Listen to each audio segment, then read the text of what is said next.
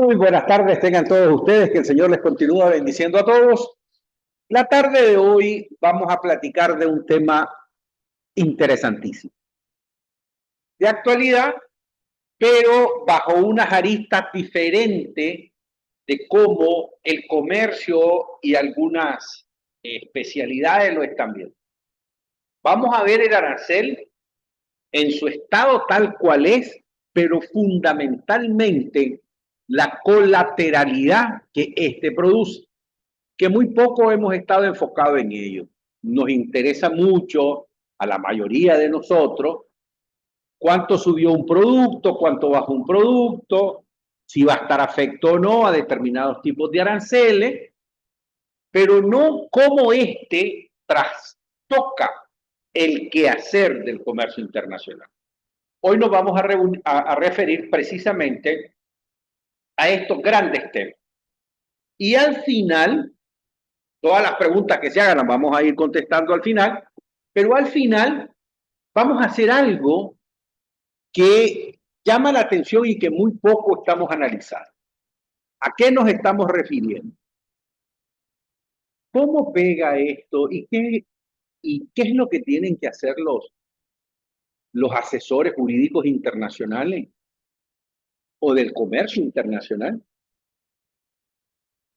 ¿Cambia, da nuevas facultades o abre nuevas competencias a la aduana que antes no tenía? Hay nuevas competencias y hay nuevas responsabilidades para los agentes de aduana. ¿Se dispara o no? ¿O hay elementos que puedan terminar disparando el comercio ilícito? ¿Cómo trastoca la contabilidad financiera, la contabilidad tributaria y la contabilidad aduanera? De eso vamos a estar hablando prácticamente al final, para que entre todos hagamos una conclusión de este maravilloso tema que son los aranceles. Arrancamos. ¿Sobre qué vamos a hablar? Primero, sobre qué recaen los aranceles. Inmediatamente, o mejor dicho, concurrentemente, la historia y la evolución de los aranceles, la definición de los mismos y los tipos, para centrarnos un poco en la guía que vamos a seguir, y es precisamente las políticas arancelarias del mundo y el impacto económico precisamente en los aranceles, y un poco al final lo que habíamos dicho, el debate y las perspectivas que se desprenden de esta llamado arancel. Entonces, ¿sobre qué recaen los aranceles? Sobre las mercantiles. La reina del comercio internacional, y sin ella no existe comercio internacional, es la mercancía. Pero cuando estamos hablando de mercancías, estamos ahora sí hablando en todas, semi-elaborada, semi-procesada, procesada, materia prima, bienes intermedios, bienes finales y bienes que se incorporan al bien final para producir aquello que se intercambian universalmente. Entonces, en su estado natural, obtención, fabricación o producción, mercancía. Materias primas, bienes intermedios, bienes de capital, todo ello, mercancía. Fruta, verduras, legumbres, mercancía. Insectos incluso que se comen, mercancía. Entonces, todo lo que pasa por el comercio es mercancía. Y toda ella, de una u otra manera, están afectadas. Y vamos a ver cómo y por qué cambió el mundo con estos nuevos aranceles.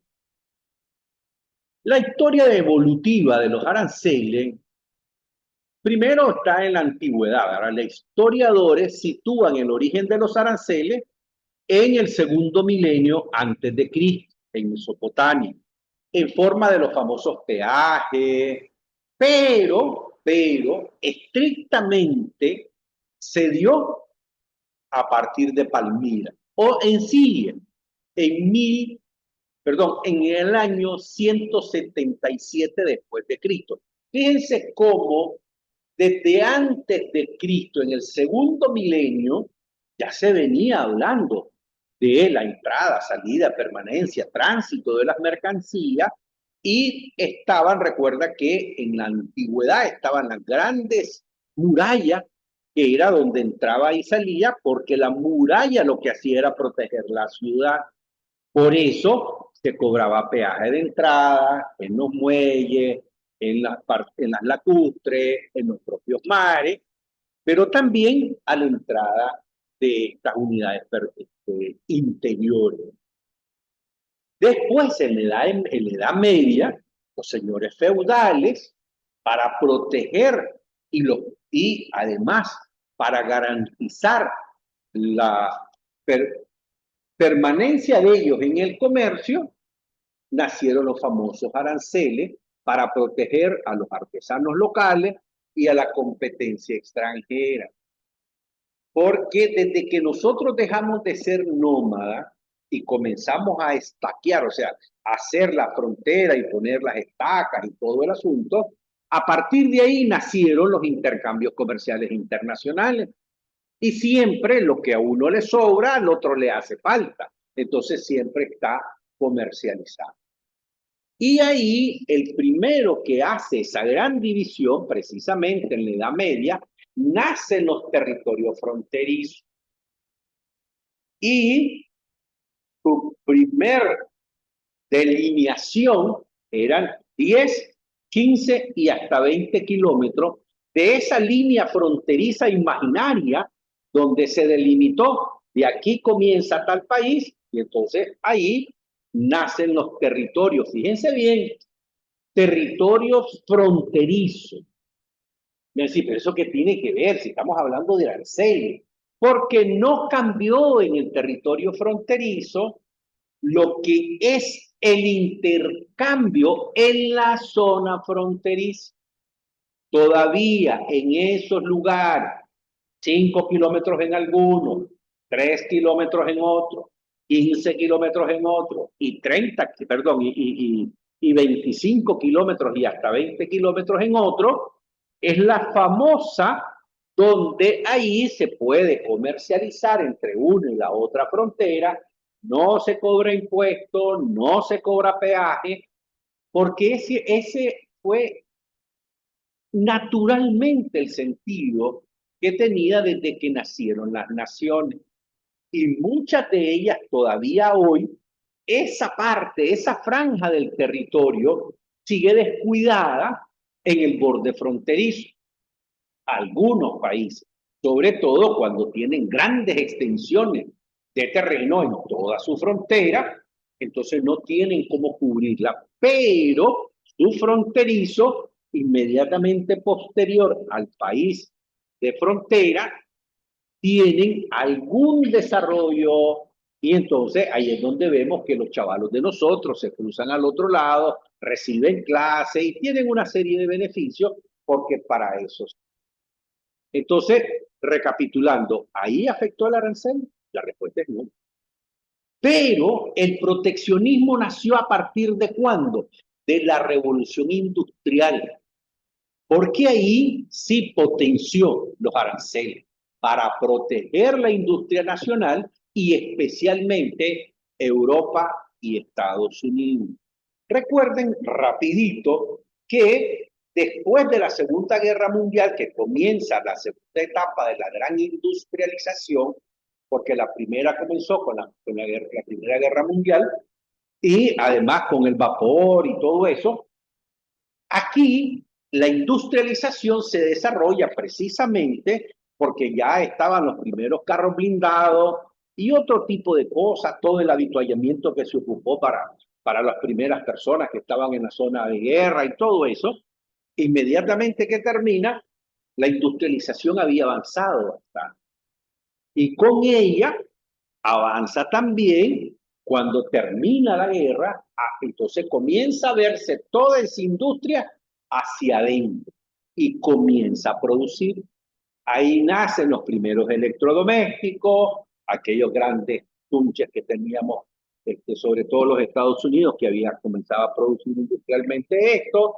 Inmediatamente se incorpora Taiwán, inmediatamente se incorpora todo el resto de la zona industrial que fueron cambiando al mundo. Y nace la guerra comercial de 1930, cuando aumentó drásticamente los aranceles. Ese fue el ejemplo claro, cómo los aranceles dependen o pueden desencadenar guerras comerciales y agravar crisis. Por ello, para evitar lo que supuestamente se había tratado de hacer con Versalles, el famoso acuerdo universal, para que no se diera la Primera Guerra Mundial, que no la evitó, entonces se apresuró el mundo a crear un instrumento que garantizara precisamente una regulación. Y se promueve, después de la Segunda Guerra Mundial, las rebajas arancelarias o la nivelación arancelaria, sobre todo para la producción agrícola y la producción industrial inmediatamente después de la producción. Y entonces ahí nace el Acuerdo General de Aranceles Aduaneros y Comercio, lo que terminó después de todas las rondas, con la famosa ronda más larga de esa discusión, que fue la ronda de Marrakech, que hizo nacer a la OMC.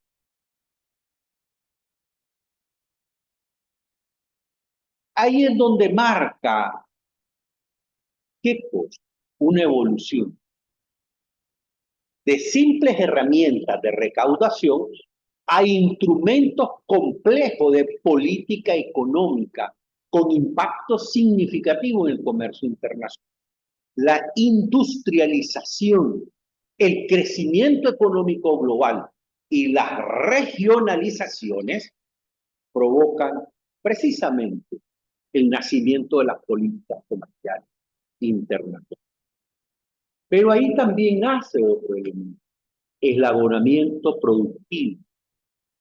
Y ante el eslabonamiento productivo, sobre todo de la parte industrial, nace la deslocalización, o sea, salir de donde estoy a terceros países, a producir ahí con mano de obra a la que le voy a transferir tecnología.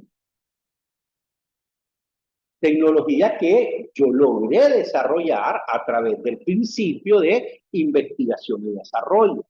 ¿Se acuerdan ustedes? 1985, 1987, 1990 para ser exacto, se marca la primera cumbre de la Tierra, y que por eso se conoce como la Cumbre de Río, donde todos los grandes industriales se sientan y establecen la mesa de transferencia a través de la famosa zona franca. Y ahí se delinea dos grandes temas. ¿Cómo se va a producir en zona franca? Entonces el primer gran debate era si va a tener o no va a tener impuestos, que además ya estaba regulado en el anexo del Acuerdo General de Aranceles Aduaneros y Comercio, donde decía qué son las zonas francas, cómo se desarrollan y todo lo demás. Pero el debate era, si nosotros tenemos investigación y desarrollo y nos ha costado tanto llegar a este nivel y a tener la tecnología de punta, porque había una brecha demasiado grande entre países de desarrollo y países en vías de desarrollo, y entonces lo que venía haciendo el mundo era trasladando lo que ya había utilizado el primer mundo hacia el segundo y el tercero, y entonces la brecha nunca se iba a cerrar. Y ahí se toma la gran decisión. Zona franca va a absorber durante 10 años los impuestos correspondientes por toda la inversión que se va a hacer, y la tecnología o la transferencia tecnológica se iba a medir de manera inmediata con toda la tecnología de punta industrialmente hablando, maquinaria y equipo, y todo lo que era quienes hacían posible la producción con esa maquinaria y sus grandes dirigentes, entonces nace el principio 95. Sin el 95% de toda la dirección productiva e industrial iba a ser del país que estaba comenzando o que había firmado con el país donde iban a ser la zona franca, y todos esos traslados estarían sin derecho de impuesto. Y el 5% durante los primeros 5 años iban a ser exclusivamente del territorio nacional, o sea, especialistas, ingenieros, del ramo que fuera la producción que se estaba radicando. Pero inmediatamente al 4.º año, la transformación era 95-5. Significaba que la zona franca, la dirección de la misma, el dueño de esa unidad productora, debía de garantizar que del estado donde estaba radicada su producción estuviera el 95% de la jefatura eminentemente nacional. Entonces ahí ya se daba la plena traslación de todo, tanto industrial como de humano, para garantizar que precisamente se fuera avanzando en este. Pero, ¿qué son los aranceles? Simple y sencillamente un impuesto fijado sobre la mercancía objeto de intercambio cuando cruza la frontera. Pero ¿cuál es el objetivo entonces? Buscar regular el comercio, proteger la producción nacional, recaudar ingresos para el pago de todo lo que necesita el Estado para sobrevivir. Pero entonces, ¿qué importancia tiene? Que lo recauda la aduana, ¿no? La política arancelaria descansa política financiera del Estado, política tributaria del Estado, política industrial del Estado, política agropecuaria del Estado, y por eso es que nacen los planes de desarrollo de los países. Porque yo no puedo alegar que hay una zona o que hay una rama de producción X o Y que va a ser afectada si yo permito la introducción de determinado tipo de mercancía cuando ni siquiera tengo producción de esa mercancía. Es que en algún momento determinado nosotros, pero ¿cuándo va a ser ese momento? Por eso, cuando estábamos regionalizándonos nosotros, creando el acuerdo nuestro, que se conoce como el Acuerdo de Managua, que es la unidad productiva regional que se conoce como sistema de preferencial entre Centroamérica, que hoy tiene un nombre que se conoce como SICA, o Sistema de Integración Centroamericana, pero el Sistema de Integración Económica nace con el Acuerdo General nuestro, el Acuerdo de Managua. Y ahí hay 2 artículos importantes. El primero está en el artículo 3, donde dice que nosotros no nos vamos a cobrar a ningún país que está introduciendo mercancía a nuestro territorio, país centroamericano, ¿verdad? Porque el Tratado General de Integración Económica Centroamericana dice con claridad, es para los países centroamericanos, al que se adhirió Panamá. Pero ¿qué es lo que dice? Que si yo no tenía rama de producción de la que estaba en Centroamérica, en cualquier país de Centroamérica, y él me estaba exportando hacia mi territorio, yo no podía alegar que en algún momento iba a ser un desarrollo de esa precisamente ramificación. Y en el artículo 6 lo dejo todavía un poco más claro. Y dice, ni siquiera se le debería de cobrar los impuestos internos al momento de la importación. ¿Por qué? Porque es intracomunitario. Es para desarrollar la región en su conjunto. Pero todavía hoy no se cobra el arancel, pero sí algunos impuestos asociados a la importación, y esto es política arancelaria. Y así está determinado. Y como una de las partes esenciales de la política arancelaria centroamericana, se estableció que las materias primas 0%, la maquinaria y el equipo 5%, y los no producidos en Centroamérica el 15%. Pero también asociado a ello está la política agrícola común, también lo que se conoce como la política de libre movilidad y transporte, y la política que viene desarrollándose desde hace 10 años para acá, de toda la infraestructura vial que necesitamos para la producción y la exportación. Entonces, estos objetivos arancelarios buscan que la aplicación de aranceles afecta tanto a los importadores, que enfrentan costos más altos, como a los consumidores, que se van a ver sujetos a incremento del precio. Y entonces ese es el tema que nos toca. Porque por la vía arancelaria los precios van a subir. Aquí quiero hacer un paréntesis rapidito. No es que todos los países van a subir aranceles, eso no es cierto. Recordemos que la política arancelaria, que ya la vamos a ver, está basada en los principios que determinó el señor presidente de los Estados Unidos de Norteamérica. Cambia la fisonomía universal arancelaria, pero es de lo que él compra, de lo que a él le venden, o sea, de lo que compra los Estados Unidos, de lo que le venden a los Estados Unidos, de todas las materias primas que entran a los Estados Unidos, dependiendo de lo que fue claramente determinado el 1 de agosto, ¿verdad? Ahí es donde está el elemento central.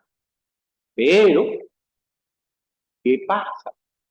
Cuando esas materias primas, esos insumos, se transforman en productos terminados. Si están afectos al arancel, ya sea en bruto, materia prima, bien intermedio, o aquellos que se adhieren al producto final, entonces lógicamente si yo le compro directamente a los Estados Unidos, sí va a subir el precio. Pero si yo traigo esa materia prima, bien intermedio, envase, embalaje, etiquetadura, que no proviene de los Estados Unidos, proviene de México, proviene de Canadá de manera directa y son fabricantes de los mismos, proviene de China y son fabricantes de los mismos, proviene de todo el resto del mundo, no está afecto a esto. Al menos, y es ahí donde cambia la arancelaria universal, que los países internamente, ante ese golpe arancelario, estén ellos previendo un reacomodamiento interior. Pero ahí la gran pregunta que surge entonces es ¿cuánto le estoy vendiendo a los Estados Unidos? ¿Cuánto me está quedando inventario? Y eso, ¿cómo lo puedo vender a terceros mercados que no está afecto a este arancel y ya no me quedo con inventario productivo interior? Entonces el mundo se va a dividir en dos grandes campos. Aquellos que van a comprar sin arancel porque compran directo al país productor, y aquellos que están obligados porque son mayoritariamente vendedores a los Estados Unidos y están sujetos a ese famoso arancel o a los aranceles especializados por cada uno. Pero entonces, ¿qué tengo que hacer? Análisis, estudio de mercado. ¿Quién produce? ¿Cómo produce? ¿Cuánto produce? ¿Qué tipo produce? ¿Cuál es su calidad? Porque en base a eso yo tengo que revisar qué es lo que le estoy comprando en este momento, que me va a pegar un salto arancelario y a dónde puedo evitar ese salto arancelario comprando la misma mercancía de la misma calidad, nada más que con un nuevo subsidio.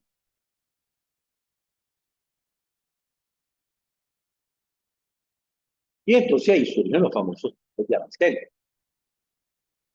El arancel aduanero es el principal instrumento de política comercial en la cual se fundamenta el Estado para regular las operaciones de comercio internacional. que realizan cada uno de los países. Por eso es que nosotros oímos hablar cuando se están negociando los tratados de libre comercio. Y dice, no, el acceso a mercado. El acceso a mercado no es otra cosa que cómo y cuáles son las facilidades, las políticas que hay para que mi mercancía, esta botella de agua, entre a Nicaragua. Tiene arancel, no tiene arancel, tiene permiso, licencias, regulaciones especiales, todo lo que conlleva que yo tengo que hacer para que esa mercancía se introduzca al territorio. Entonces, ¿cuál es su importancia?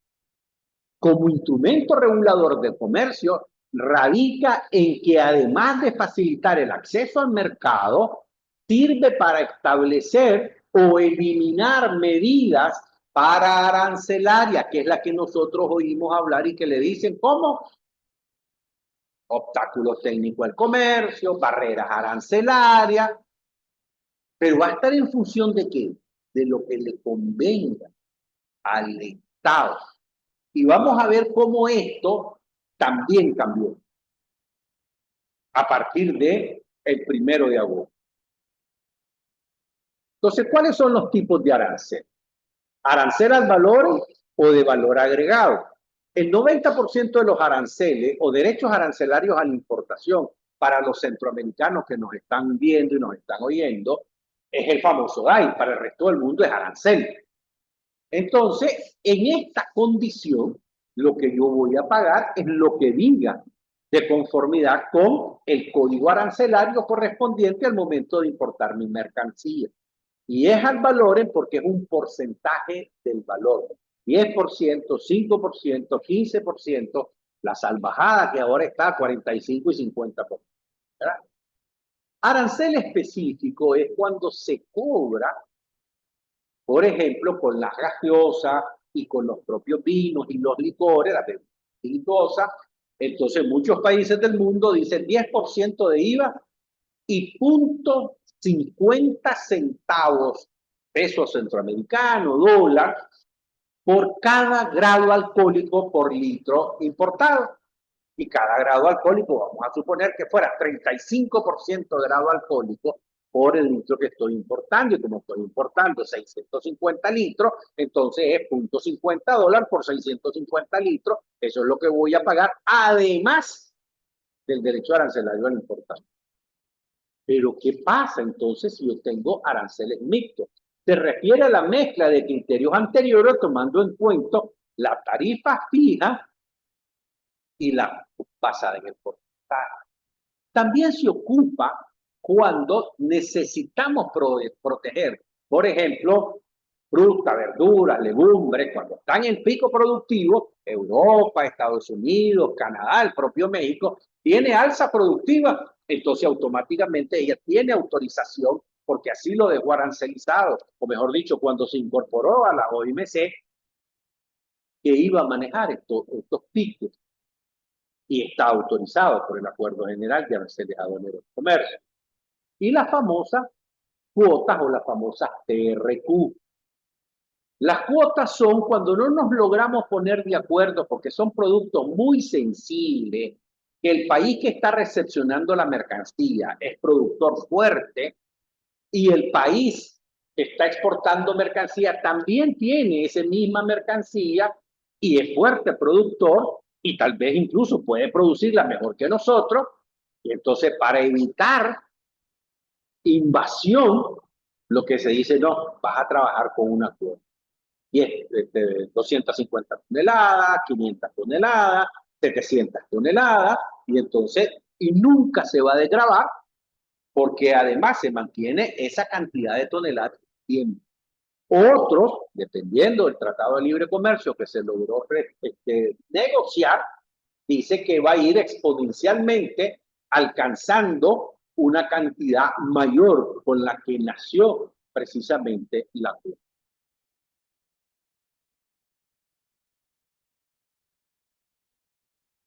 Y entonces ahora nos vamos a los aranceles protectores versus los aranceles fiscales. Los aranceles protectores ayudan a la industria local a competir contra productos importados fomentando el crecimiento económico. Y pequeña, micro y mediana empresa desarrollando. Ojo con él. En esta política fiscal y en esta política de promoción de exportaciones internacionales, y es una política arancelaria, de los últimos 20 años descuidamos tres grandes elementos. Nos quedamos en la política artesanal y los artesanos crecieron, se desarrollaron sin la ayuda nuestra. Cuando digo ayuda nuestra, recordemos que estamos hablando del Estado receptor, o sea, el Estado importador. Y el Estado exportador, cuando nosotros como Estado, o sea, el país nicaragüense, por ejemplo, exportamos hacia afuera. ¿Por qué? ¿Qué fue lo que nació en el camino? Los boutiques. Son micro, pequeñas empresas que se encargan 3, 4, 5 líneas productivas, pero son altamente especializadas. Y las grandes empresas de esa misma rama se dieron cuenta que estos pequeños y medianos productores y algunos microproductores son muy eficientes y están sacando mercancía de altísima calidad. Ahí nacieron las boutiques. ¿Hay tratamiento arancelario para ellos? Ni siquiera lo teníamos en cuenta cuando hicimos el último tratado de libre comercio con Corea. Pero también están las compras directas que se producen por pandemia. Y dentro de ello está toda una gama de productos de alta rotación que tampoco no le dimos seguimiento. Y que entonces hoy lo vamos a ver cómo se refleja. Los aranceles fiscales son los aranceles o los impuestos sobre la importación. O sea, tengo el derecho arancelario a la importación porque es lo que yo necesito proteger al momento en que entra al territorio, acceso al mercado y me está autorizado. El otro está en el artículo 3º del Acuerdo General de Aranceles Aduaneros y Comercio, pero ahí lo único que me dice es que yo tengo derecho a tener impuestos internos asociados a la importación, y se dice asociados a la importación, ¿por qué? Porque yo los cobro al momento que estoy entrando al territorio. Impuesto selectivo de consumo, el impuesto a la producción y el impuesto al valor agregado. Y otros impuestos específicos, a los cigarrillos, al tabaco, al licor y a otras. Entonces, ese arancel, ese impuesto fiscal, está dentro de la política comercial internacional y ambos tienen un impacto directamente ¿a quién? En la economía del país, tanto por el país, por el producto que esté entrando, como la circulación interior. Entonces, dicho esto, que me interesaba que quedara claro, para que podamos entrar ahora sí a la carnita de lo que vamos a ver el día de hoy.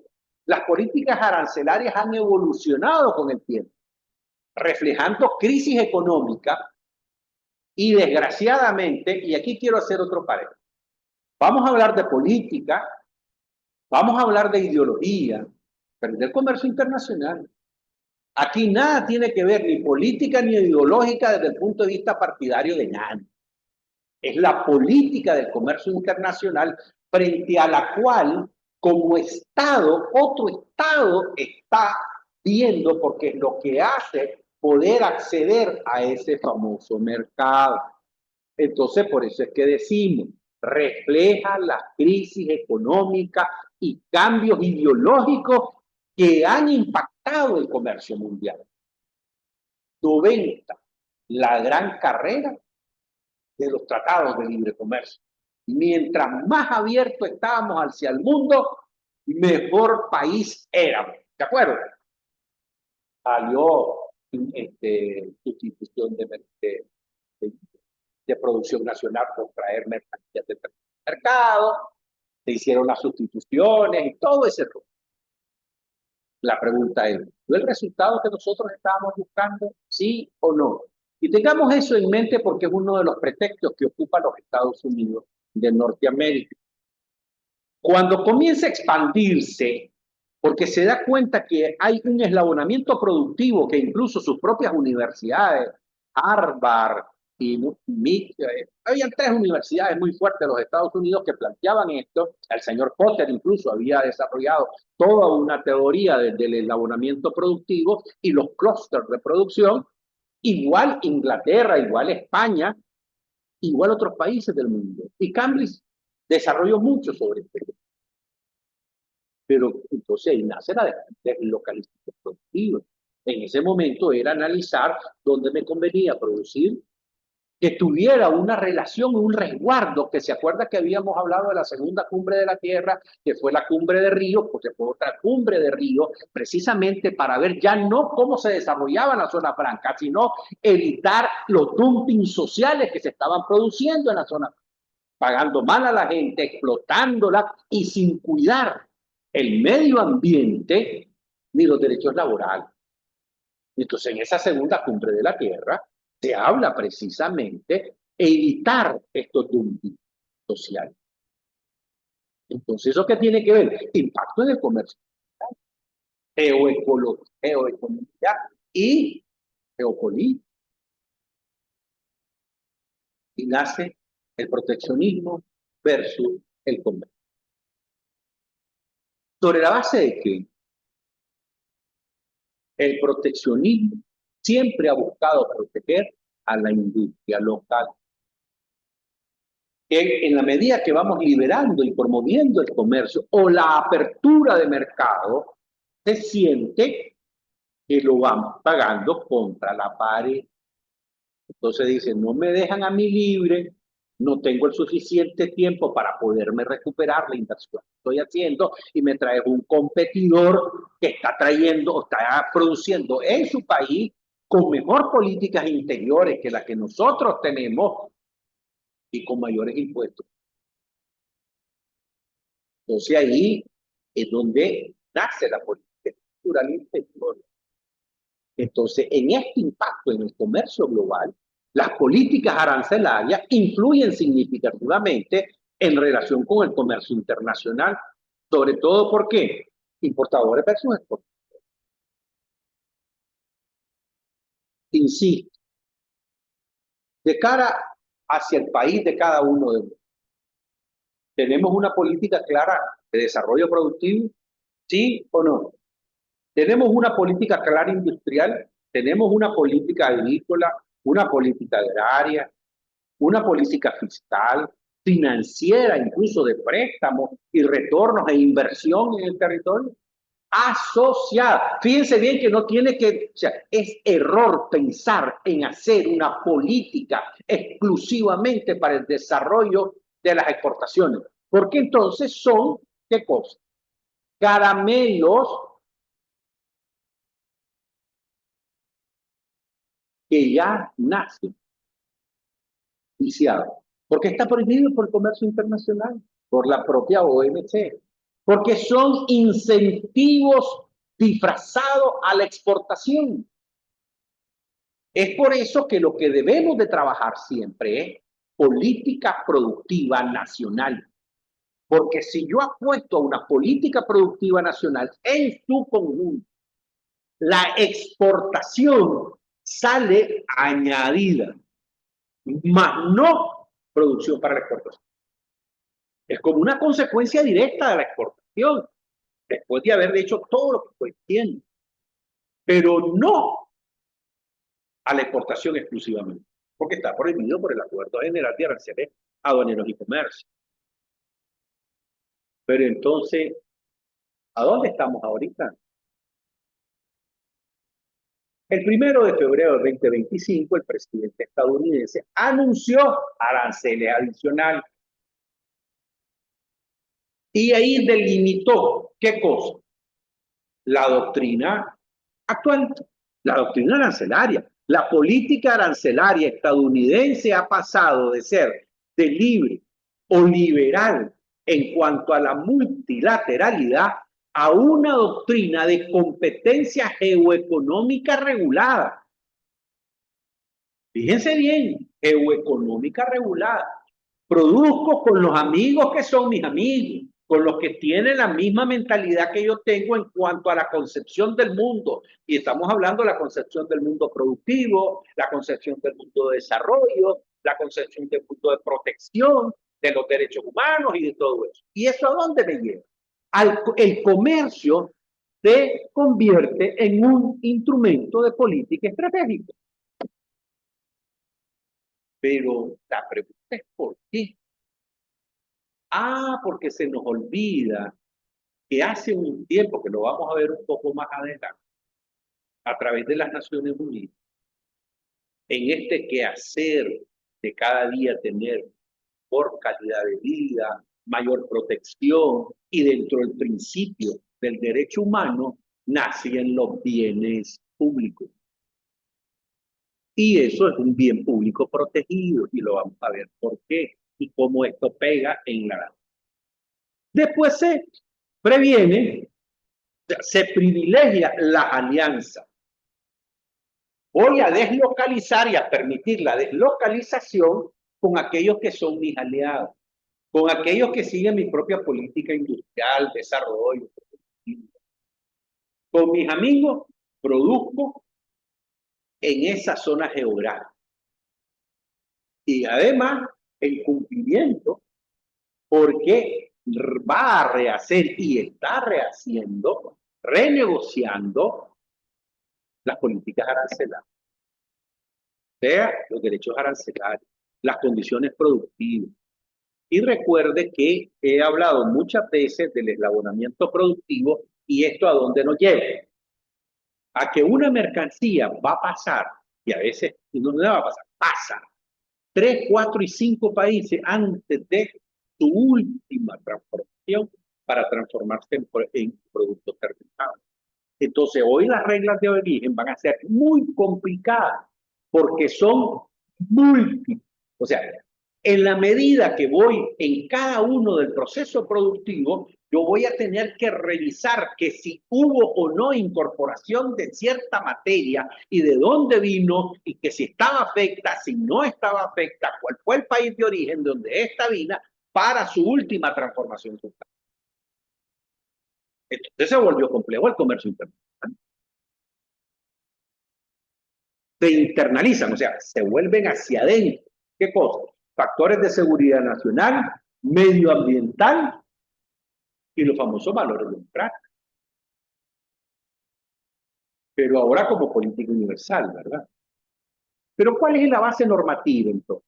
La sección 301, Ley de Comercio, utilizada para imponer, ¿qué cosa? Aranceles por prácticas desleales. La sección 232, para expansión comercial, permite importar aranceles por motivos de seguridad nacional. Entonces yo voy a imponer cuántos aranceles y esto tiene que ver con esa otra parte que hablamos, que se acuerda que decíamos que la industria había cambiado, pasamos, la primera era industrial, la segunda, la tercera, pasamos a la cuarta y ahora estamos en la 4.0, porque ahí están todas las materias primas que hacen nacer toda la tecnología que hoy nosotros utilizamos. Y ahí nacen las famosas tierras raras, que es donde se extrae como materia prima para producir ese tipo de productos. La ley de comercio del 74, que permite las salvaguardias temporales ante aumentos súbitos de las importaciones, que es lo que ellos han estado alegando permanentemente. La reorganización del TEMEX.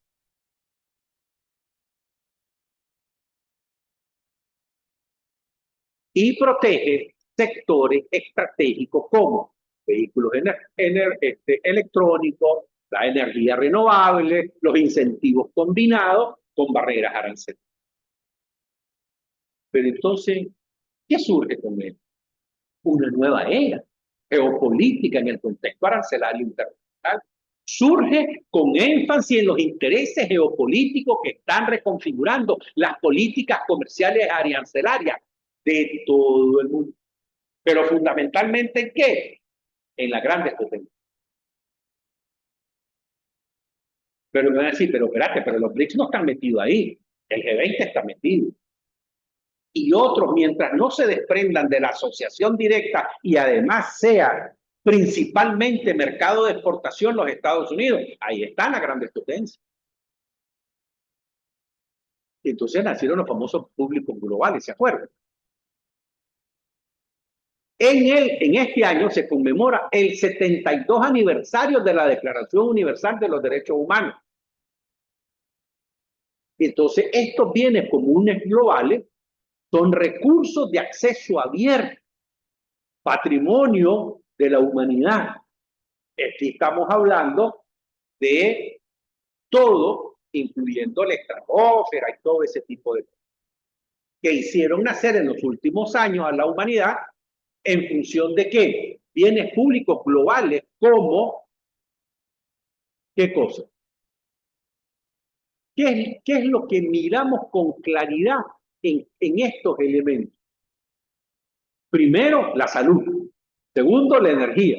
Tercero, el agua. Y así va generando cada quien, pero en la segunda generación se incluyen los recursos naturales, culturales, los océanos, la biodiversidad, los recursos minerales, la atmósfera, los monumentos históricos. En la tercera generación ya vienen los corredores marítimos, el aéreo, la tecnología, la informática de la comunicación, la información biogenética y la estabilidad económica.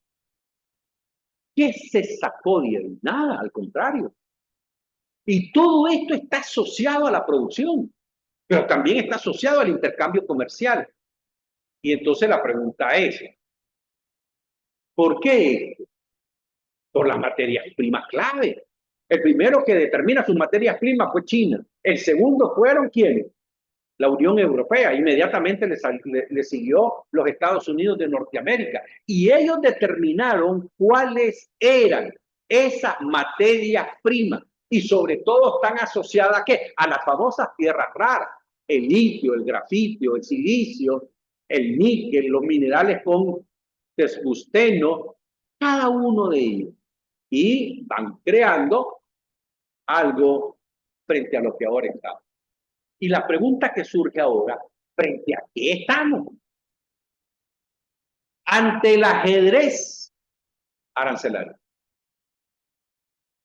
que describe con precisión la estrategia compleja, selectiva y geopolíticamente, internacionalmente montó Washington. Ha desplegado para rediseñar el comercio global. ¿Cuál es el famoso tablero? El comercio global como terreno de influencia. ¿De quién? De los Estados Unidos.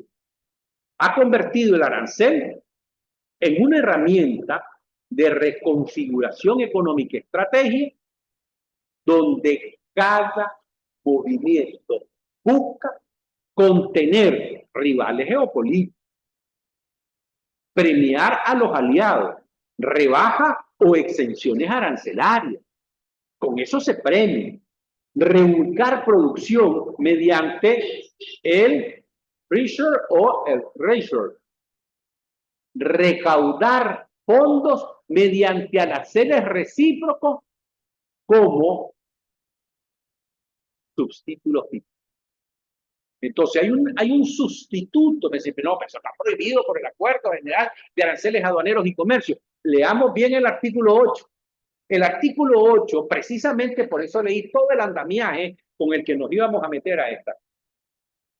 El artículo 8 dice, y por eso él dice que estaba utilizando cada una de estas porque había un montón de exportaciones que estaban invadiendo los Estados Unidos, hay un montón de medidas arancelarias y pararancelarias que los están afectando, entonces le permite utilizar el artículo 8.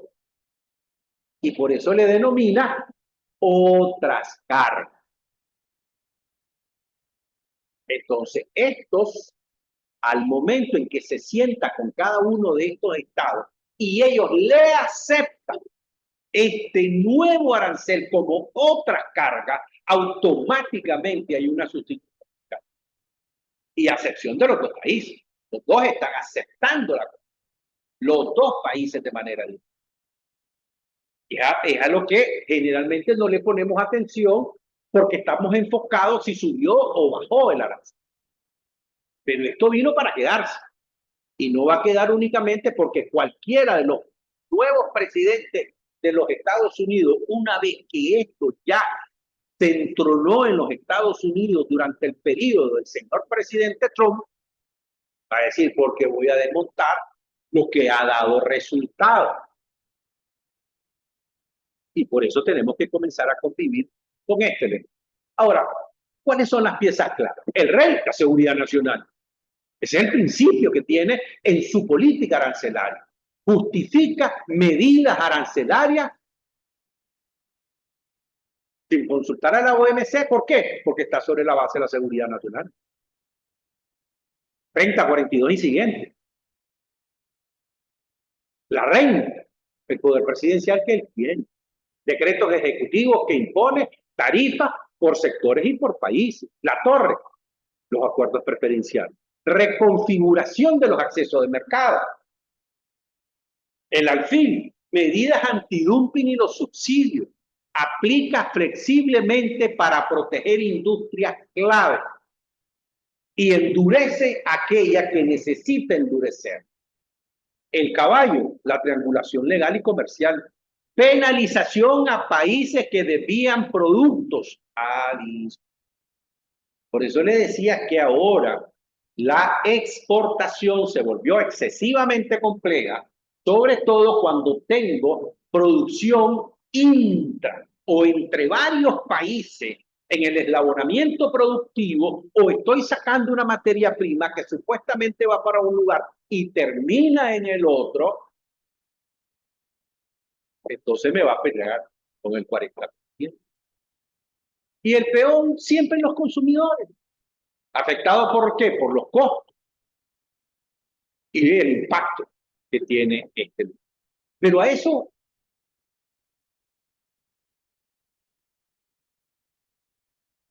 fundamentalmente, ¿para qué es esto? Reducir el déficit fiscal y proteger la industria estratégica de los Estados Unidos. Lógicamente, una política eminentemente proteccionista interna. Al que se le suma, de acuerdo a lo que miramos rapidito, porque va alcanzando el tiempo, ¿qué cosa? El ajedrez de las tierras raras. Más allá de su valor económico, las tierras raras se ha convertido en fichas estratégicas dentro del comercio internacional, generando un juego de poder entre países que asemejan a una partida de ajedrez, donde cada tipo de actor o elemento en la cadena de suministro cumple un rol específico. El rey, la tecnología. ¿Por qué? Porque es el objetivo final. La reina China, porque tiene la mayor libertad de movilización en cuanto a la exportación y extracción de las tierras raras del mundo. Las torres Estados Unidos, ¿por qué? Y la Unión Europea, porque tienen el poder económico y la capacidad defensiva, pero por su movilidad están limitadas por la dependencia de las importaciones. Por eso, la acción directa que ha tomado los Estados Unidos es políticas industriales, subsidios, relocalización de las cadenas de suministro y los famosos tratados comerciales.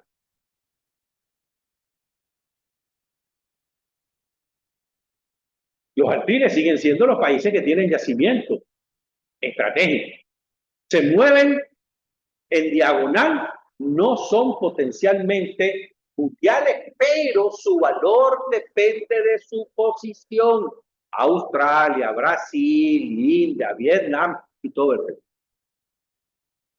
Los caballitos, ¿quiénes son? Las empresas tecnológicas y las recicladoras. Su movimiento inesperado rompe el juego tradicional.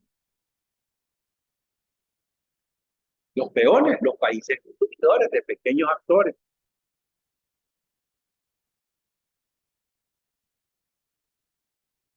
El tablero representa el mercado global y las reglas del comercio.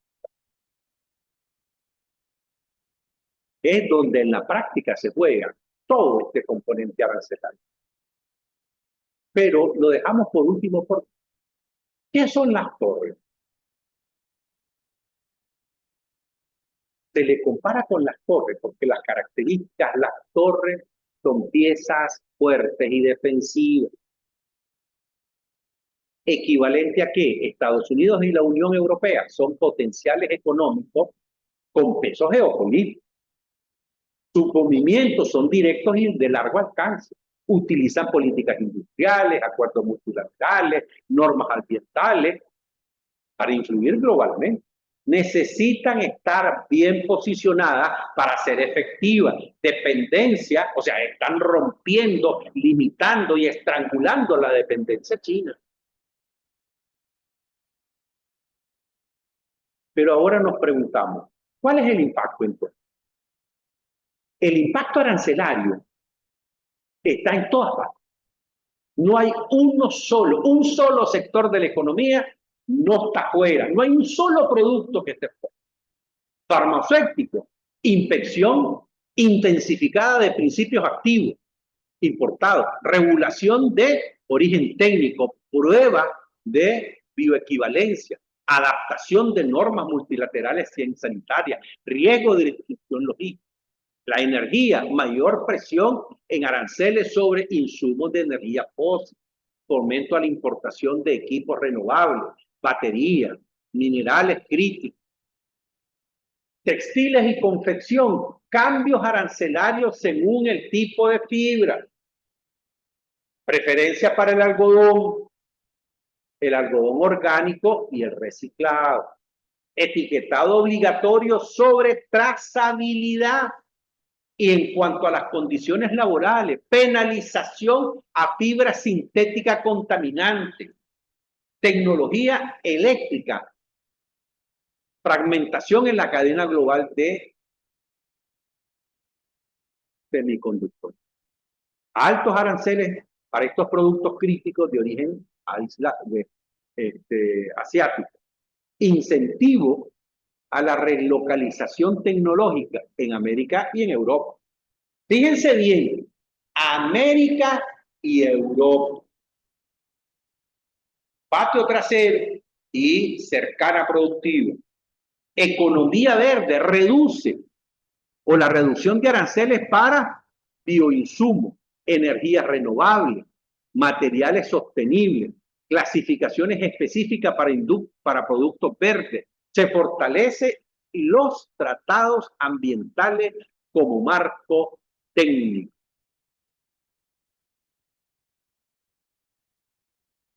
Aeroespacial y defensa, sobre todo para seguridad y estrategia. Relocalización de las partes críticas, logística y transporte, los costos al alza por las tarifas sobre los vehículos y las piezas, incentivo de flota eléctrica, cambios en las rutas de políticas regionales y tratados preferenciales, alimentos y bebidas, sobre todo nuevos etiquetados de origen, estándares sanitarios y huellas ambientales, penalización a productos con altos contenidos de azúcar, de grasa, ingredientes con impacto ambiental alto. Los ferreteros, baja previsibilidad en productos con origen asiático, revisión técnica según el material y el lugar de producción. El comercio electrónico, el 100% está pegado. Y sobre todo en función de que la trazabilidad, higiene y cosmética, revisión técnica, preferencia por productos biodegradables, fuerte regulación del rotulado, pruebas dermatológicas y fragancias.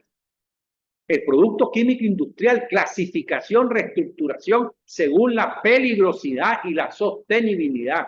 Penalización a solventes y químicos persistentes. Preferencias a los productos con certificación ecológica. Ni siquiera la editorial ni los medios digitales quedaron afuera. La joyería ya ni se diga. Y todos los bienes de luz, de toda la joyería. Y algo que sorprendió al mundo. Porque después de todo un análisis que hicieron los Estados Unidos, se dieron cuenta que ese famoso $800 que ellos tenían se había propiciado que entraran cualquier cantidad de cosas sin control. Y entonces hizo una situación al revés. Lo bajó a cero todo al comienzo, se dio cuenta que había posibilidad de que iba a atomizar el comercio, el tsunami de los paquetitos internos, y entonces ahora lo puso hasta $200, de 80 hasta $200, con sus excepciones de lo que acabamos de hablar, de toda esta matriz anterior. ¿Cómo se comportan los mínimos, por ejemplo? América del Norte, Estados Unidos, $800. Electrónica, ropa y cosmetiquería. Eso ya cambió. Canadá, desde 40 hasta 150. México, $50 desde el 2024. Brasil, $50 a partir del 2020. Europa, desde el 2021, son 22 euros. China, tiene 500. Asia e India, 4. Australia tiene 1000. Sudáfrica tiene 500. Pero ahora la pregunta es, ¿cuál es la consecuencia de los consumidores? Impacto de los aranceles, van a pagar más productos. Insisto, no necesariamente lo que nosotros le compramos a México y lo que le compramos al resto de los países del mundo va a subir este precio. Ah, pero si usted me dice, y la gaseosa, todas las gaseosas van a subir. ¿Por qué? Por el principio de que ellos tienen materia prima, ¿cuál es? El aluminio. Al subir la materia prima, o sea, al ponerle arancel al aluminio, automáticamente todas las materias primas que se derivan de empaque, embalaje, etiquetadura, lo que se ocupe con él, va a subir, va a disminuir el poder adquisitivo del consumidor, y ahí va a tener que decidir el principio de compra. ¿Hacia dónde va a dirigir las cosas? Pero ya en la última parte que nos hace falta, la primera pregunta que nos... ¿Cómo va a impactar Centroamérica? Intracomunitariamente, solo aquellos que tienen componentes que van a estar afectados si nosotros se los compramos a los Estados Unidos. Si compramos aluminio y se lo podemos comprar a México directamente, si México lo produce o lo trae de terceros mercados que no son los Estados Unidos, no nos va a impactar. O se va a impactar ínfimamente menos. Es por ello que los debates y las perspectivas futuras hacia qué ser. Primero, evolución de la política. Va a estar en constante cambio. Todo este año y el año que viene. La tendencia al comercio internacional muestra una tendencia que refleja cómo las naciones responden a los cambios en la economía global y sus propias economías. Nadie se va a ahorcar. Me voy a acercar al que le vendo más, al que tengo más cercano y que tengo mejores condiciones. Mejores condiciones en el contexto integral. Si es un mal vecino de los Estados Unidos, de Europa, de aquellos sectores que son amigos de los amigos, entonces me tengo que hacer amigo de los amigos. Al revés, soy fuerte en lo que produzco, yo escojo mi y determino mi propia política. Por eso son que la estrategia es cambiante. Los países están sujetos a sus estrategias arancelarias para adaptarse a las nuevas realidades económicas, políticas, buscando proteger sus economías y a sus ciudadanos. Entonces, ¿qué deberíamos de tener en cuenta? Redefinir el papel de la aduana, está redefinido. La han elevado a un nivel estratégico como política económica nacional. Es política, es protector de la política económica nacional. Trascendió de la recaudatoria a integrar funciones de seguridad, control de calidad, cooperación internacional y facilitación del. A ello hay que sumarle la tecnología, la capacitación profesional y la colaboración interinstitucional. Serán los pilares para que la aduana cumpla con eficiencia el rol gestión coordinada en frontera. En consecuencia, su fortalecimiento institucional resulta determinante para que el país logre una transición ordenada, beneficiosa hacia este nuevo escenario arancelario mundial. El agente de aduana se enfrenta a un nuevo entorno normativo geoeconómico, reestructuración arancelaria pura, expiración o renegociación de acuerdos comerciales que modifican el acceso a los mercados clave. Eso significa que tiene que estar todos los días revisando permanentemente cómo se mueve, viendo el ajuste de las tarifas arancelarias o los aranceles, la NMF, nación más favorecida. Los aranceles específicos se están jugando en el mundo como resultado de la nueva ronda o de medidas recíprocas. Aumento de medidas no arancelarias, mayor peso de normas técnicas, certificación sanitaria, fitosanitaria, requisitos de sostenibilidad, requisitos de trazabilidad, de rendimiento incluso eléctrico, con los aires acondicionados y todo ese elemento que ya tenemos nosotros en Centroamérica incluso. Fragmentación comercial, aumento de los bloques económicos regionales con reglas propias, lo que va a obligar a un dominio mayor ¿de qué? De la regulación multilateral y local. Reconfiguración de los aranceles múltiples con economías ajustadas, sus tarifas NMS, preferenciales como parte de las nuevas rondas o de las medidas recíprocas y reestructuración de los acuerdos comerciales. Fíjense bien cómo hemos puesto en varios bloques renegociación. Ya la negociación arancelaria ya no es ante la OMC, es ante los países. Primero porque tenían tratados de libre comercio y con los que no tenían tratados de libre comercio, por la situación que hemos analizado, es una presión para cerrar aranceles. Entonces ya la negociación es país-país. Eso significa que todo el resto del andamiaje de lo que es la estructura orgánica de la OMC desapareció, ¿no? Hay una nueva reconfiguración. Hay que estar pendiente hacia ella. Tenemos una transformación del comercio global, siempre basado en normas y en reglas. Porque a pesar de todo lo que dijo, revisen bien en qué, y lo acabamos de ver, sustentó toda su política arancelaria y su política estratégica que tiene en este momento. Es eminentemente legal.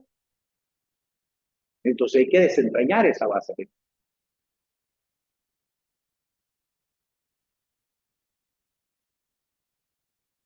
¿Desaparición de qué? Por reducción de preferencias. Algunos acuerdos bilaterales y regionales van a ser renegociados, van a modificarse los accesos a mercados clave, incremento de medidas no arancelarias, impacto logístico, cambios de ruta, desvíos desde Panamá hacia el canal de Suez o corredores asiáticos y todos los elementos. A veces nosotros, por vivir en el día a día, que estamos metidos todos los días buscando nuevos mercados y lo demás, se nos olvida que las mercancías no se transportan solas. Entonces la pregunta que nos tenemos que hacer es, ¿cuáles son los hubs internacionales más fuertes? ¿Cuáles son los principales consolidadores del mundo? ¿Cuáles son las principales navieras? ¿Cuáles son sus rutas? ¿Cuáles son las rutas comerciales? ¿Con quién estoy haciendo, país? ¿Con quién estoy haciendo comercio? Esas rutas tengo que estudiarlas, analizarlas para garantizar qué cosa. un buen acceso al mercado, tanto de mis productos que estoy exportando como los que estoy importando.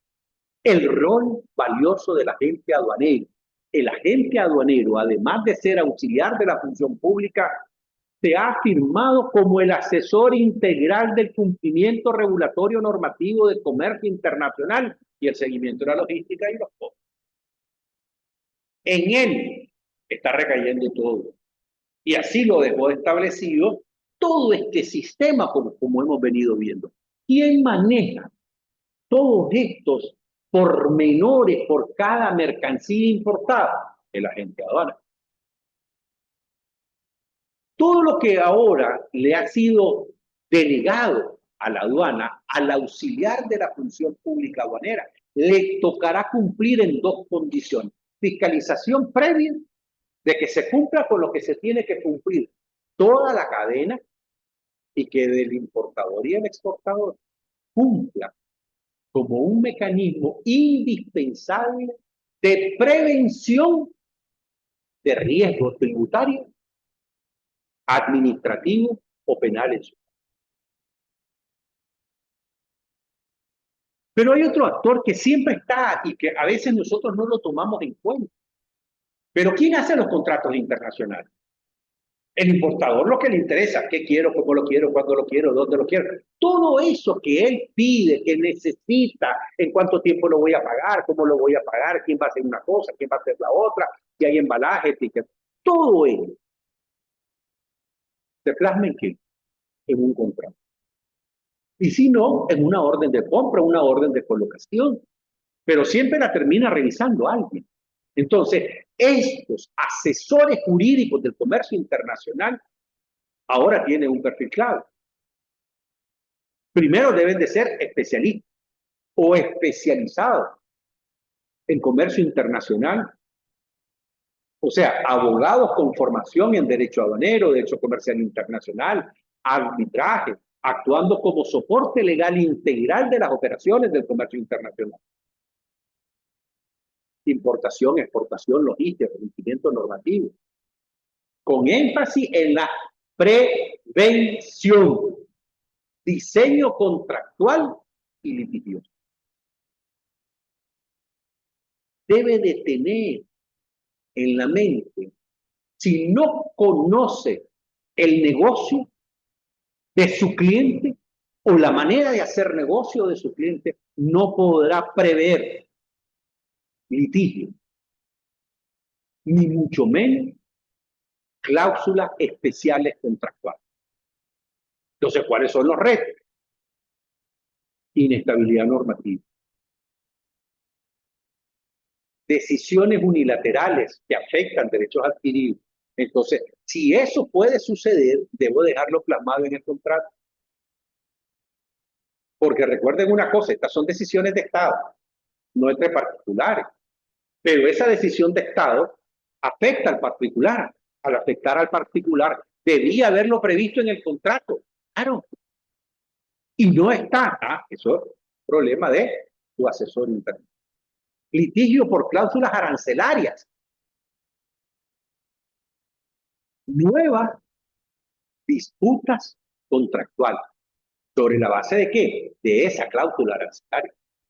Entonces tengo que revisarlo. Reglas de origen y tratados preferenciales. Pérdida de beneficio fiscal. Nuevas obligaciones multilaterales. Armonización normativa internacional. Entonces, ¿en qué podrían actuar? Contratos internacionales y revalidación arancelaria.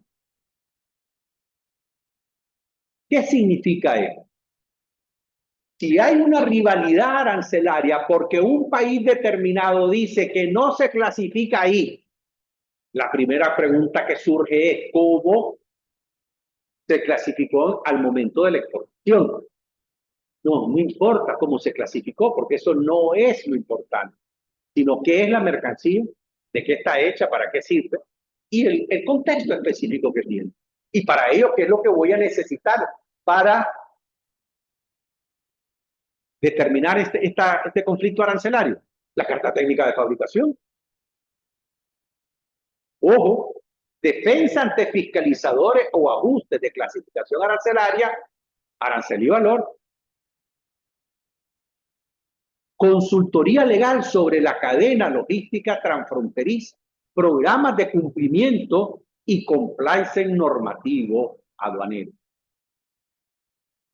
Oportunidades, inclusión de cláusula escalatoria y salvaguardia contractual, representación arbitral, litigio ante autoridades fiscales y aduaneras nacionales, incidencia en política comercial, fiscal, normativa, desde gremios y cámaras.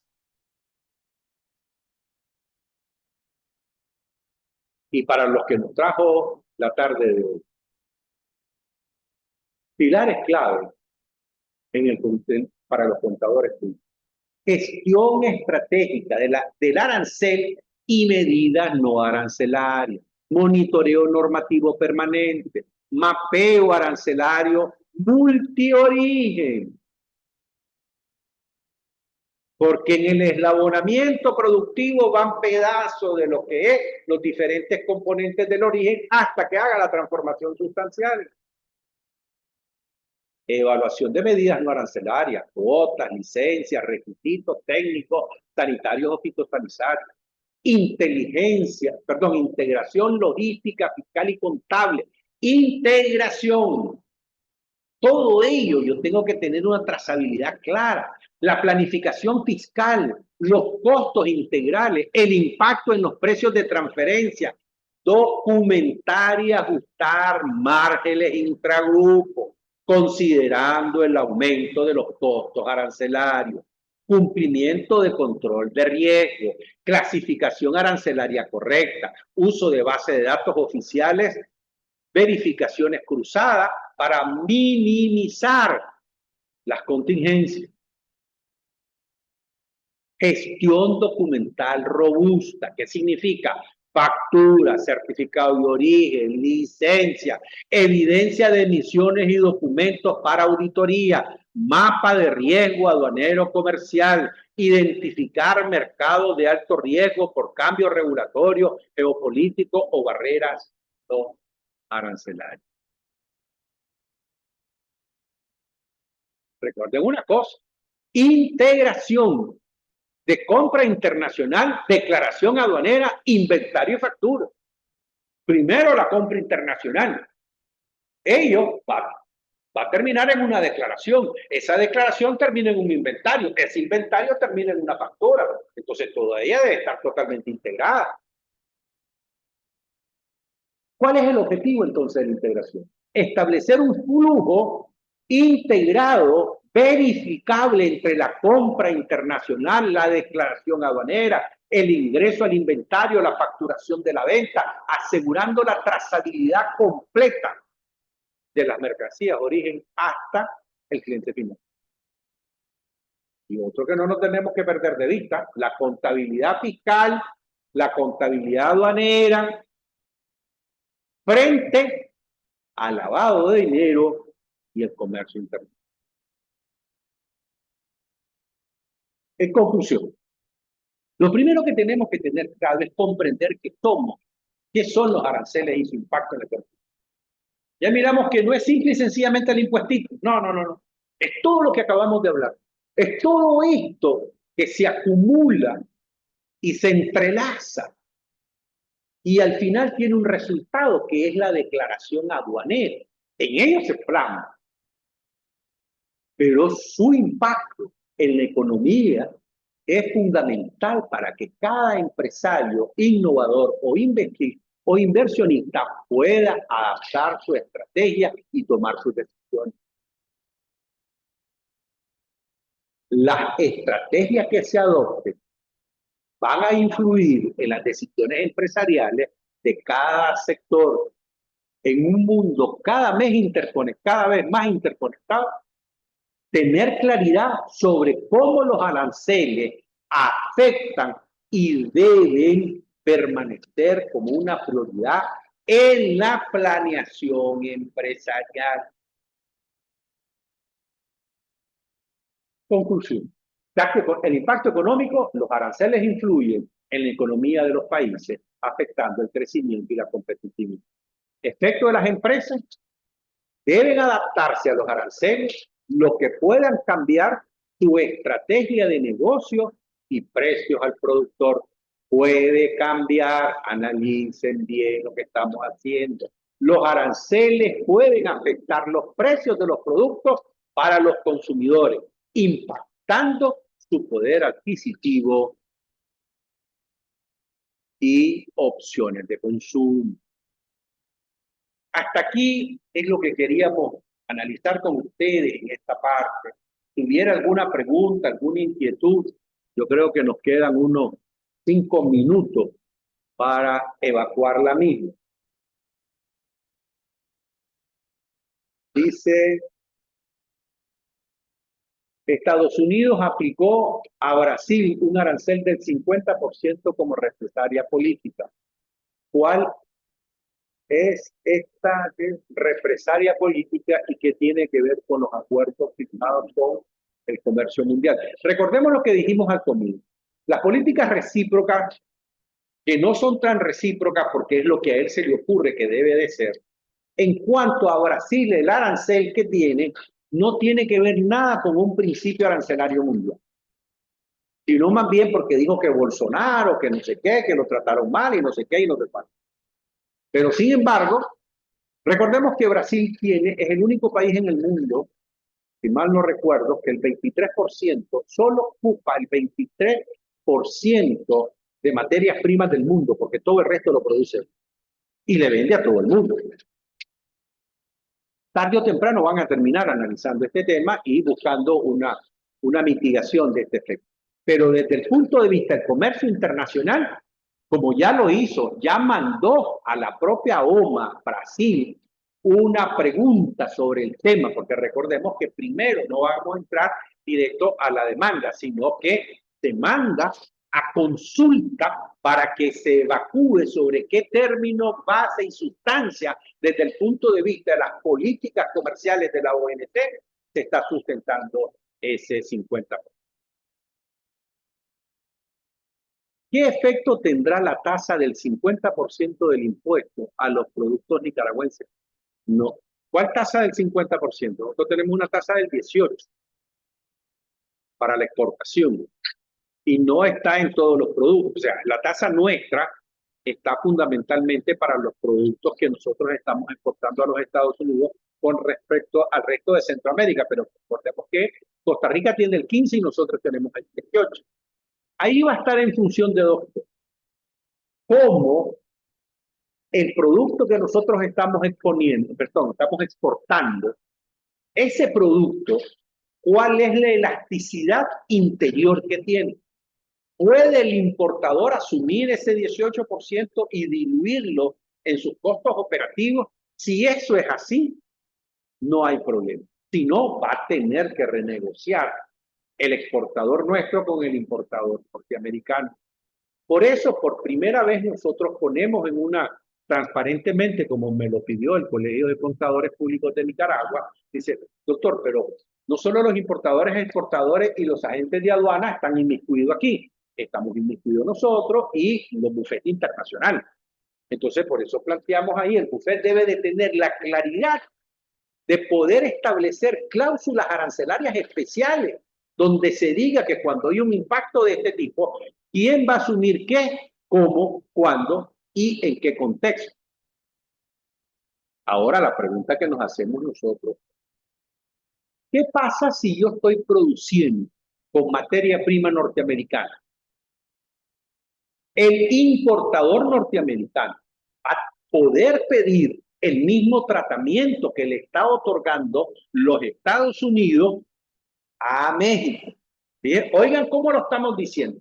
El importador norteamericano.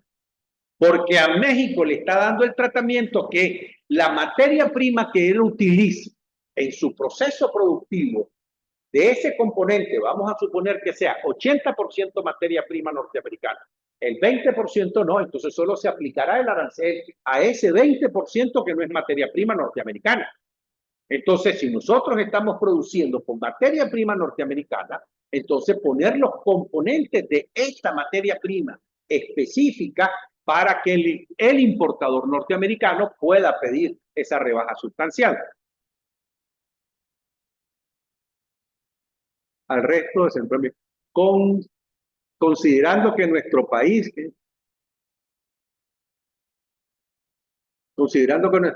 no representa una amenaza económica, comprarle a China, ¿cuál cree que son los objetivos detrás de esta medida más allá del aspecto recaudatorio? No, recordemos que la medida del 10% es universal. El 10% no lo pone como una medida represaria a China, sino más bien es una medida general para mejorar su balanza deficitaria comercial internacional. Ese es uno de los problemas. Y el otro, mejorar su déficit fiscal. Para eso fue que lo puso. Entonces sí es una medida eminentemente recaudatoria.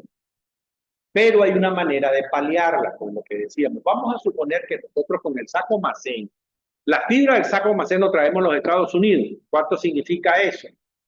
Si la fibra del Sacomacén es el 90% del producto terminado, ya tenemos a la hora de exportar a los Estados Unidos que pida la rebaja directa.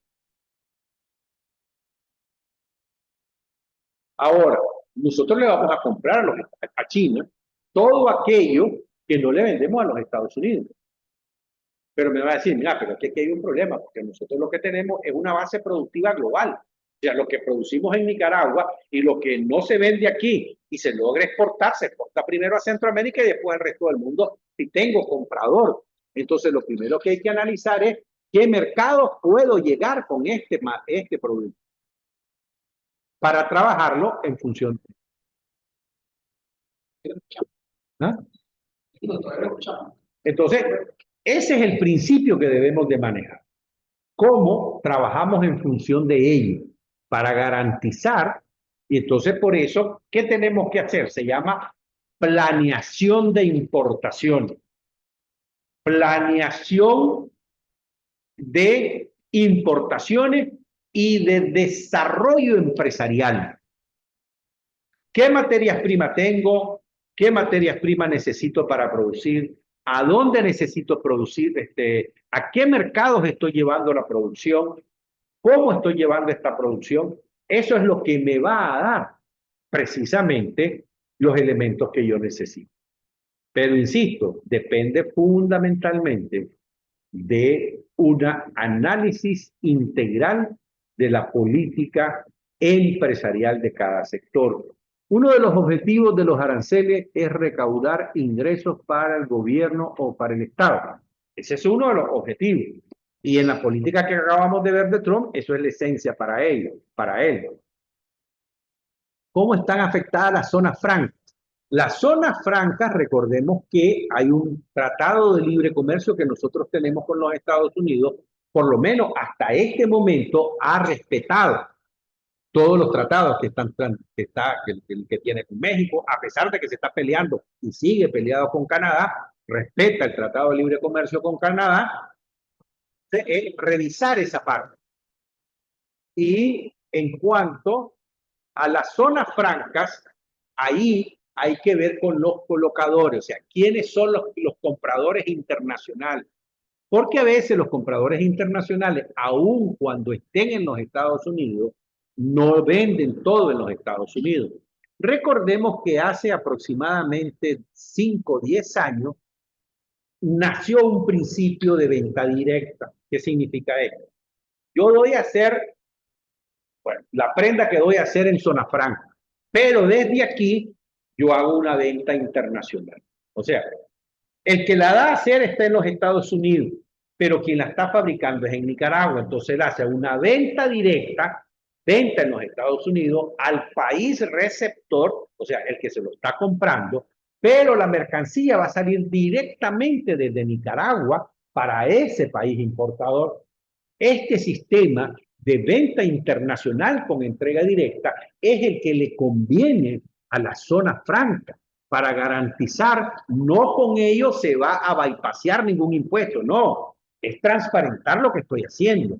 Es desde fábrica al consumidor final, sin tener que ir a los Estados Unidos o a un hub o a una zona de libre comercio de Panamá si yo puedo vender directamente desde el fabricante. Por eso es que se conoce como compra internacional con entrega directa. Me preguntan, ¿Nicaragua lo está haciendo? Claro que lo está haciendo.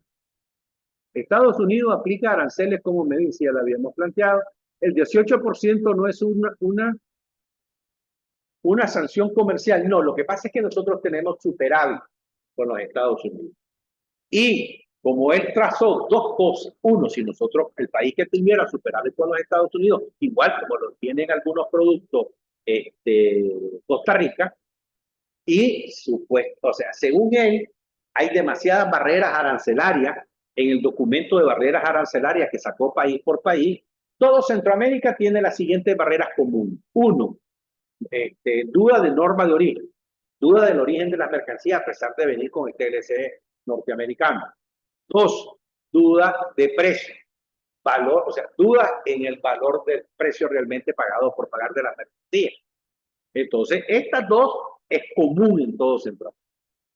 Entonces, ante ese medida no arancelaria, él está aplicando ese recargo también en conjunto con esta, o sea, del 10 lo sube al 8 más precisamente por estas barreras arancelarias.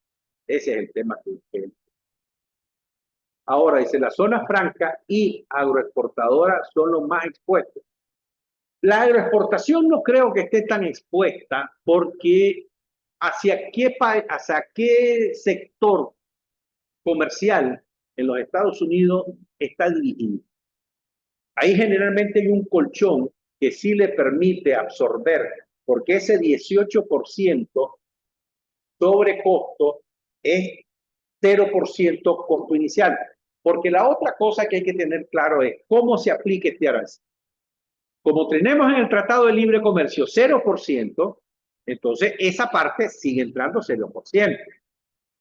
Pero como tenemos un arancel que es un cargo arancelario en base al artículo 8 del Acuerdo General de Aranceles Aduaneros y Comercio, entonces le van a aplicar ese 18% a la parte proporcional por ser eminentemente agrícola y del agro, perdón.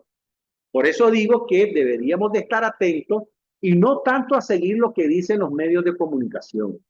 No es que sean malos, no es que estén transgiversando la verdad. Lo que pasa es que este señor se mueve tan rápido que a veces dice cosas y no se le puede seguir.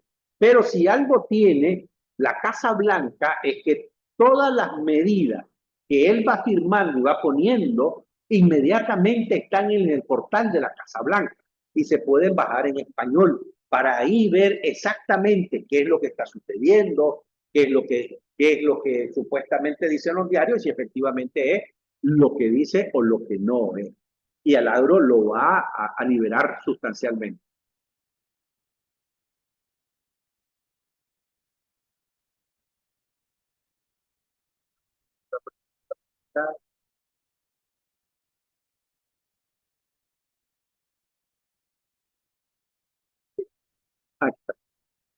¿Qué tanto sostenibles son estas políticas arancelarias como herramienta de presión económica o solo generan tensión diplomática y represalia? No.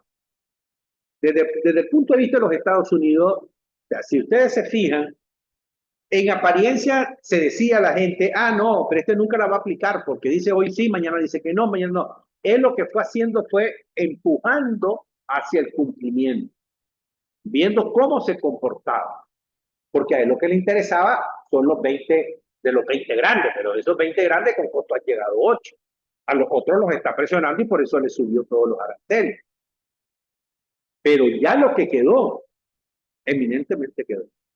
Solo, fíjense bien, solo que internamente la política le sea afecta, o sea, le esté afectando a los Estados Unidos, él va a modificar. De lo contrario, no va a ceder en la política que ya tiene planteada con el mundo. Renegociar con los Estados Unidos, el problema es abrir una caja de pan. Si ustedes se fijan bien, México, la Comunidad Europea, que trató de negociar y por eso le fue mal porque ella quería abrir el arancel, no solamente en la vía arancelaria, quería entrar a una serie de normas, reglas y origen y todo lo demás. En esa parte no estoy interesado ahorita. Ahorita lo único que está interesado son precisamente en los aranceles nada más. Los aranceles para garantizar una barrera de entrada y una preferencia de los Estados Unidos hacia el país exportador. Te saco del 50 y te dejo en 25, pero vos me das 0, que fue prácticamente lo que le hizo a la Comunidad Europea, pero la Comunidad Europea no, te voy a dar 10.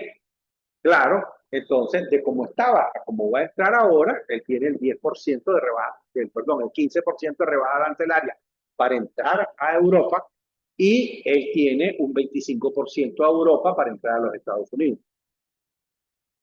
Pero lo más seguro es que vaya a buscar un mayor ajuste en la Europa en el camino del tiempo. No es que nadie puede controlar esto, sino más bien es, como diríamos, este primer embate de aquí a diciembre no va a mejorar. Definitivamente no va a mejorar. Sería ilusorio pensar que va a mejorar.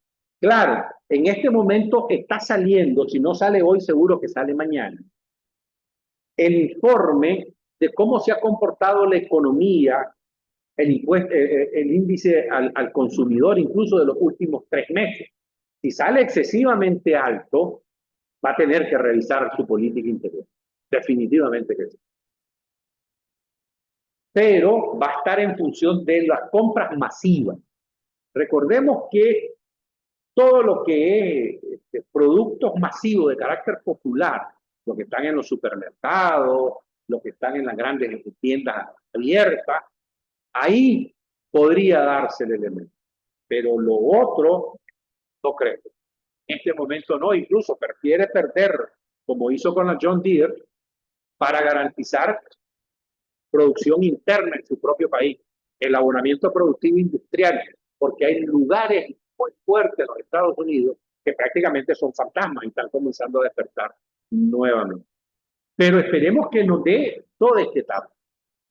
Insisto, hay un montón de productos con el mundo que no están grabados, ni tienen por qué grabarse. Al menos que el componente productivo tenga materias primas que estén, ¿cómo es que se llama?, grabada con los Estados Unidos. Pero entonces me decís, no, pero me importa a mí que esté grabada con los Estados Unidos si nosotros no. Ah, porque ese gravamen que me está aplicando los Estados Unidos, voy a redistribuirlo entre todos los países del mundo a lo que yo le estoy vendiendo para cargar un poco el valor de esa materia para garantizar, evitar pérdidas sustanciales con el comercio con los Estados Unidos. Y eso se llama reestructuración interior de costo para fabricación y exportación. Y eso seguro ya lo están haciendo todos los grandes productores del mundo. Si no hay más preguntas, para mí fue un honor y un placer haber estado con todos ustedes. Que el Señor les continúe bendiciendo a todos y estamos listos para el próximo evento, seguir trabajando sobre este tema. Muchísimas gracias y muy buenas tardes.